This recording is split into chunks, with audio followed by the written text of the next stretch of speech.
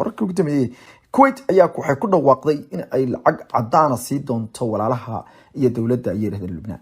wakaalada wararka ee dalka Turkiga ayaa arintaas ku warantay. Arintan ayaa timid kadib markii la sheegay in khadka telefoonka ay ku wada hadleen ra'iisul wasaaraha dalkaasi Najib Mikati kooxda Sunniyiinta hogaamiya iyo wasiirka wasaaradda arrimaha dibadda ee dalka loo yaqaano Kuwait Sheikh Ahmed Nasir Al-Mohammed Al-Sabah. waxaana ay sheegeen in dawladdu aysan ka hari karin dhibaatada dhinaca dhaqaalaha ee dalkaasi haysata. dalkaas ayaa waxaa nolosha ku cuduriyooday kadib markii uu khilaaf u baabi'iyay dalka dawladdiina ay u kala jabtay dhinacyo kala duwan. dawlad la'aan ay muddo aad u badan ay ahaayeen. si kastaba noqotee waxa ay sheegtay Kuwait inay lacag u sii day doonto naqada taasoo lagu caawi doono sii socoshada arrinta ayaa la yiri iyo qadiyada ku saabsan.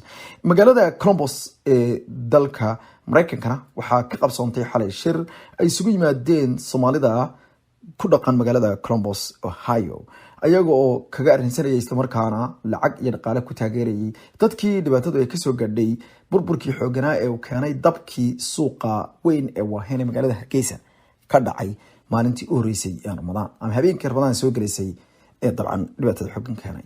dadka halkaas isugu yimid ayaa markaas sameeyay ballanqaadyo iyo waliba bixin dhaqaale oo iyadoo dhammaanba dadkii goobjooga ahaa uusan jirin qof aan lacag bixin. sidoo kale waxaa la sheegay in magaalooyin badan oo dalka Mareykanka ka tirsan ay ka soconayso arrintaas. kaliya fadhigaas ma ahayn afurka ahaa oo ay soo qaamaqaabiyeen qaar kamid ah dadka degan magaalada oo iyagu markaas isku keenay dadka ganacsatada iyo dadka kale ee waxgalka bulshada kuwaasoo lacag nafhurnimo ah kula qaybsaday walaalahooda. balse waxaa ka soconaya magaalada masaajidada iyo goobaha kala duwan oo dhan dhaqaale ururin xoogan oo dadku ku muujinayaan sida ay u doonayaan in ay qayb uga noqdaan barnaamijkaasi. arrintan ayaa dad badan oo Soomaaliyeed soo jiidatay isla markaana waxay muujisay qoysnimada Soomaalida iyo sida aysan ugu kala tagin dhibaabaha kuwan oo kale soo fadsara. haatana Russia. dalka Russia ayaa waxa uu u muuqdaa mid ay dawladaha reer galbeedka iyo dalalka kale u raadinayaan cilaaqaado dheeraada si ay ugu helaan fursad. madaxweynaha Mareykanka Joe Biden ayaa waxa uu kulan la leeyahay caawa ra'iisul wasaaraha dalkaasi Hindiya Narendra Modi iyo isagu waxay wada hadleen bartamihii bishii hore wayna kala boodeen kadib markii Modi uu u sheegay Biden inuusan la jirsan doonin reer galbeedka. isku daygii labaad ayaa haatan u muuqda mid uu Biden ku riixay waxa uu ugu yeeray markaasi in dawladda dalka Hindiya ay ku soo biirto ololaha ka dhanka Russia. goorsii horeysay ayaa afayeenka aqalka cad ee dalka Mareykanka Jen Psaki waxay sheegtay in ay dunida oo dhan ay maqraati ka tahay dhibaatada uu dagaalkaasi keenay oo ay ku jirto dhaqaale darro iyo kibirka dalkaasi lagu kacay lagu tuntay iyadoo sheegtay in hogaamiyaha Hindiya loo bandhigi doono wixii ka dhashay dagaalkaasi iyo aragtidiisii ugu dambeysay. laakiin rajo yar baa laga qabaa in dalkaasi uu la saftada dawladdaasi.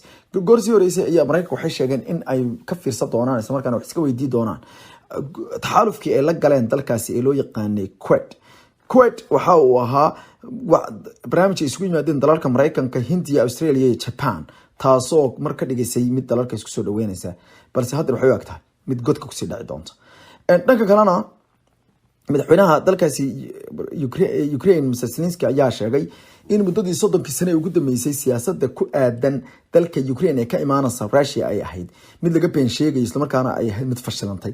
wuxuu sheegay in arrintaasi u muuqato mid si weyn u fashilantay isla markaana aysan waxba ka soo naasacadaanaynin haddii aysan dalkaasi garwaaqsan. ayuu yiri inay bedelaan siyaasadoodii foosha xumeed ee muddada soconaysay. madaxweynihii dalkaasi France iyo haweeneyda isku dhagan yihiin ayaa doorashadoodii waxay isla aadi doonaan wareegga labaad kadib markay qir isku noqdeen isla markaana isku soo dhawaadeen. France 24 ayaa goorsii horeysay ku warramay in Macron uu wax ka yar helay codadkii la tiriyay 28% iyadoo haweeneyda loo yaqaano iyaduna haweeneyda ka kan iyaduna xisbiga maartay cunsuriyada madax martay Le Pen loo yaqaano iyaduna ay heshay 23.3%.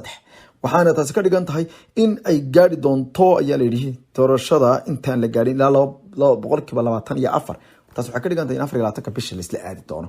labada xubnoodba waxay ka siman yihiin in muslimka cadaadis xoogan la saaro isla markaana la xanuujiyo. ayadana wararka cala Cabdulaziz Shiinaha ayaa wuxuu soo dhoobay hub lagu tilmaamay inuu kamid yahay kii uu casrisanaa ee gantaalaha wax markaas difaaca dalka Serbia oo xuduud la leh galashaanbuurta NATO laba dal oo kamid ah sanka ku haya dalalka Bulgaria iyo dalka Turkiga oo labada sanka ku hayo.